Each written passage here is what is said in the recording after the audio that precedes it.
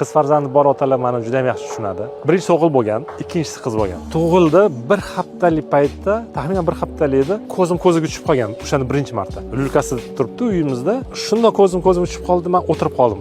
Rostdan tizzaga o'tirib qoldim. O'shanda birinchi marta sezdim haqiqiy muhabbat, ya'ni toza qanaqa muhabbat bo'lishini. Hali ham shu qizim yuzi esimga tushsa, ko'z yoshim keladi. Chunki qachondir ham qiz farzand uzatishga to'g'ri keladigan fikr. Alloh o'zi quvvat bersa kerak o'sha paytlarda, 18-19 yoshlarida. Chunki hozir hech qayerga qo'yib yuborgim kelmaydi. Balki shunaqa payt kelar otada, men hali buni his ko'rmadim. Ajralish kerak degan payt kelar, lekin hozirgi meni hissiyotlarim bilan, hozirgi muhabbatim bilan qizim hech kimga bermoqchi emasman. Hammamiz o'g'il farzand ko'rishga xohlaymiz ota sifatida, ya'ni merosxo'r, o'g'il farzand bo'lsa yaxshi. Lekin qiz farzand tug'ilganda men o'zimni birinchi marta ota bo'ldim deb his qilganman. Otalik qanaqa bo'lishini his qilganman. Bu boshqacha bo'lar ekan. Ham yumshoq bo'lib qolar ekan ota qiz farzand ko'rganda. Qanaqadir mehr boshqacha bo'lib qolar.